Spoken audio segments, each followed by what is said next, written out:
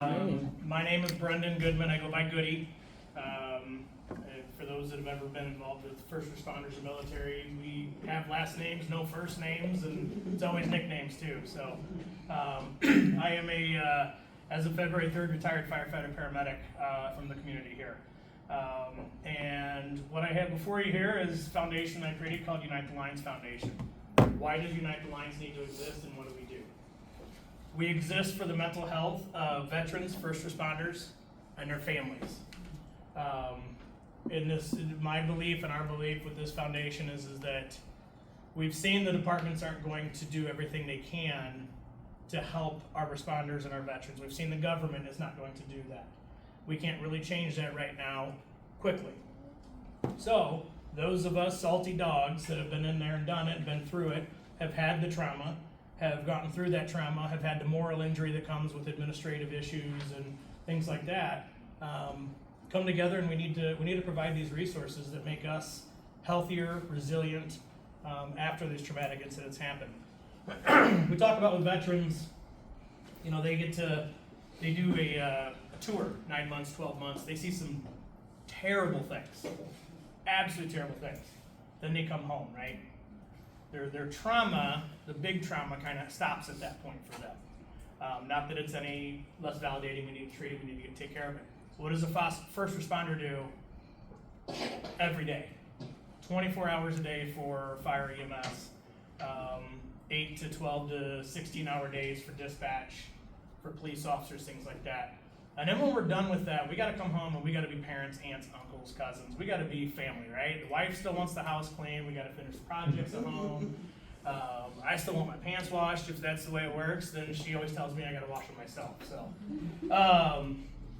but our goal with the foundation is that we want to prevent PTSD. So there's 3 steps in this. There's the PTS, which is the post-traumatic stress. That's the incident occurring. That's what we deal with every day as first responders, veterans, things like that. Then there's the injury, the PTSI. So now we've had a traumatic incident. That incident has happened. And is that 5 minutes left, or? Yes. Okay. That's okay. Good God, I went fast. We have that, especially when you get called out on it, right? But then you have, and then when PTSI gets untreated, we now get into post-traumatic stress disorder. Now we have the alcoholism, we have the depression, we have the suicidal thoughts, ideations. I would definitely trip over that at some point. That happens. So we want to prevent that getting to that PTSD.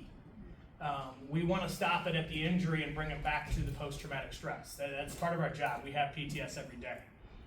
But we want to stop it from getting to a disorder where it's either too late or we're not going to be able to fix those individuals. So how do we do that? I do that through education, through the different departments in the community.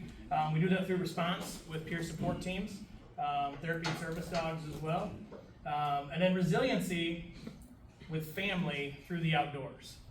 To me, a family is the rock. We can take care of the veteran. We can take care of the first responder. But what have we done as first responders and veterans to our family? We've also projected that trauma onto them in ways we don't realize, in ways that the family doesn't realize we've done it to them.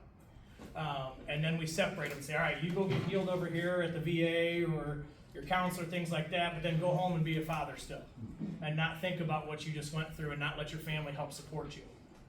And they don't know what's going on. So we gotta get those 3 different ways to try and make sure that everybody stays resilient. The job has to happen. We can't stop 911 from being called. It's going to happen. What we need to do is stop the divorce rate, stop the addiction rate, stop the suicide rate, and everything else that happens in there. And we can do it. We can do it with our communities. We can do it with those of us that have been through the job and have done the job before. So on the education piece, I have a program that I teach and certified to teach, which is called Responder Strong. And we come in and it's kind of a broad spectrum class that we do. It's not really focused on law enforcement or just fire or anything like that. We tailor it to the departments that we're at. But we're able to talk about, with that Responder Strong, is the statistics.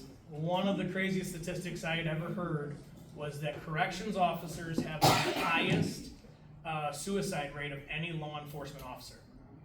Now, why is that? Well, what do these guys go to work for every single day for 12 hours? To most of society's worst people that have zero things to lose, nothing. They are at rock bottom, they have nowhere to go. And no matter what they do, they're still gonna get fed, they're still gonna get a hot place to stay, they ain't gonna be homeless. But they know that the corrections officers have everything to lose, and they're gonna pick at that.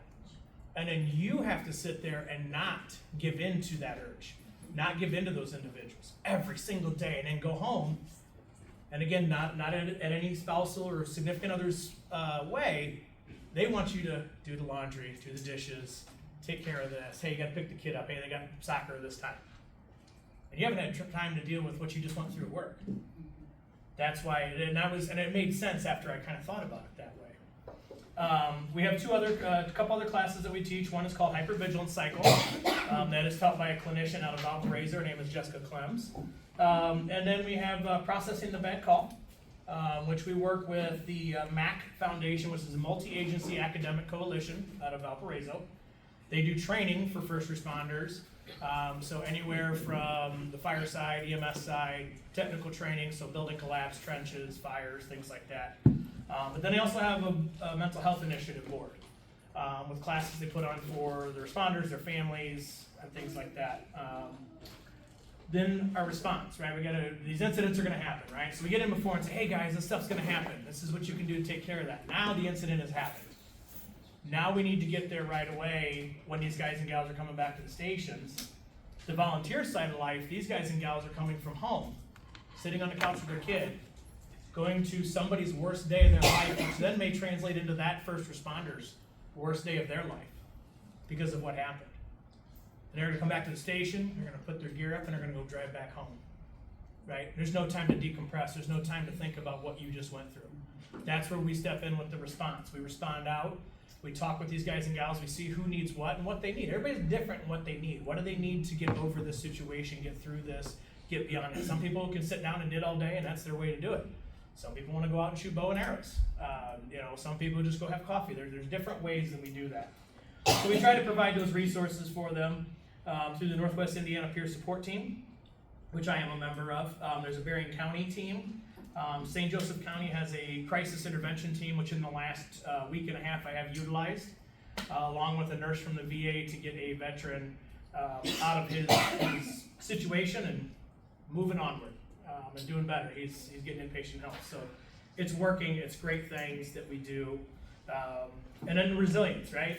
So now we have the education, hey, this is gonna happen. Okay, great, now this has happened. Now we get them through that, they see the counselor do the things, but how do they stay in that mindset that they're gonna be okay? We get them outdoors, we hunt with them, we fish with them, we camp, we kayak, we maintain that with their family, let their family see the joy that first responder can have. And how they can come home and enjoy things. And it is a safe place for us as first responders. That's what happens is we come home and feel like it's not a safe place. Again, unintentional, right?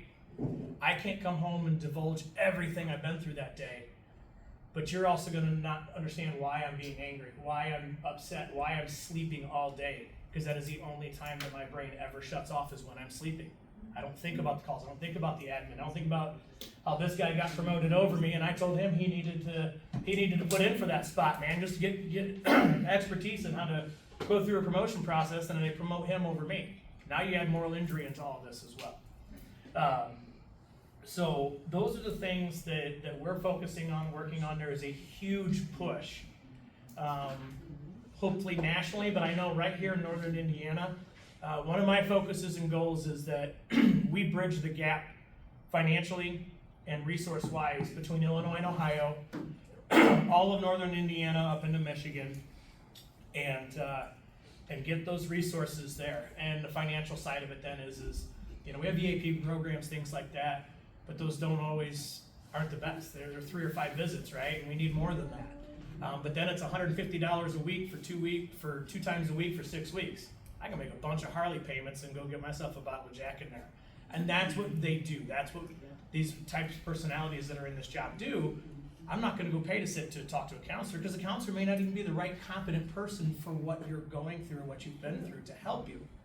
So you're not gonna do that. You're gonna find other avenues. We wanna stop that and bring that to a close. So I appreciate you guys letting me come in here, up for questions. I've got some other stuff. We've got some events coming up this year, things like that. Yes, sir. Do you know a gentleman by the name of Carl Karch? Carl Karch, I did not know that name. So he's a retired police officer, Okay, and I'd like to hook you up with him. He started a program called Yoga for Heroes, and he's introducing it to the police departments in the area, and it's open to military, both existing and former, and it would dovetail into this. is he over at Heroes Nutrition? Huh? Is he at Heroes Nutrition doing that? Yes, Okay, then yes, I don't, yes, like, I didn't recognize the name, but yes, so Yes. Saturday mornings and then sometimes Monday Yeah. nights, he does the yoga. yes. Stuff And he would be a over good one to collaborate with, based on what Absolutely. you're telling me. there. Oh, yeah, absolutely, appreciate it. Yes, ma'am. I was wondering with the veterans, is there a special court? Like if they get into a legal situation, have you ever advocated with, some of the veterans that may have had a situation where it was a domestic violence? Or maybe they was having a break and then it's a court date? Gotcha. I think there is. I think there is, I don't know exactly. The resources that I have in that scenario is I have actually a couple first responders who are also lawyers, and volunteer firemen, and they deal with that side. So they can reach out to us and we have the resources where we can call these individuals and say, hey, you need to call this guy, tell him I sent you and tell him who you are and what's going on. So those are the resources we have there and trying to get that done. Plus, some of the VA individuals, there's a couple nurses that are former veterans as well, who work with us when we go out on veterans that are in crisis, things like that. Yes, ma'am. Speaking of resources, I have someone who might actually be of benefit to you also. He is a gentleman who owns a jujitsu studio in Elkhart. And he works a lot with the police department. He was a former bad boy, went to jail, got out, did his thing, and now he works closely with the community and the kids and the this and the that. And he also tries to work with the police officers as far as like, he does combative classes and MMA classes and things of that nature, ways for them to get their anger and their aggression stress and their aggression out in a safe place. So definitely Joe Alexander, he loves to work with first responders, police departments, all of that stuff. And I think that would be beneficial as well. Absolutely. Like I said, everybody's got different ways, that they get that stress out, they let that stress out. All right, what can we do as a community to help you? So the things that we're looking for is that we have a lot of the resources, but is the financial side for us. We want to make sure that this stays a no cost to them. That if a veteran or a first responder comes to us and says, "Hey, man, I had a bad incident. The department's not paying for more than 5 visits. I really want to talk to somebody," or "I didn't like this individual, but the one that I want to use is out of network." We want to help pay for that. So the screen that I put this one up real quick. I'll get right back into that. If anybody wants to write down the MAC Foundation Mental Health Initiative, they put on classes. You don't have to be a first responder to be a part of these classes. This is a conference coming up April 25th. Back to that end, is that the financial side, the donation side of what we are looking for. If you scan this QR code, which I have flyers in the back there too, but this is a way to get involved. This is our Facebook page that we have right now. The other side of that is resources to get us to be able to go out and hunt, fish, camp, kayak. I have a trailer currently that we are outfitting so that we can put kayaks, canoes, and things like that in there. It also becomes our advertising basis too. So when we're out hunting, when we're out kayaking, we park that thing. Our resources are on there that people can walk up, take a picture, get their QR code for whether it's on Off Shift Initiative, the peer support team, KKCC, which is Therapy Service Dogs that we work with. And they can see the businesses in the community that are supporting this kind of thing while we're getting the families and everybody out there. So Also, have you connected with the Rotary? So the Rotary is like 10 chapters, I think, in our area, okay, and they're always looking for speakers. So you could go and speak to the Rotary. You don't have to be a member or anything like that. I have a question. Yes, Hi, ma'am. great. Oh, go ahead.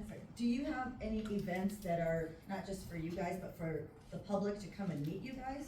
Like, I'm not just a meet and greet, but just an event celebrating, thanking you, for, what you all do, and stuff, and then making us aware of all of this. Do you ever have anything like that? We do not. The only event currently that we have done, this is our 4th year, is a pheasant hunt that we do.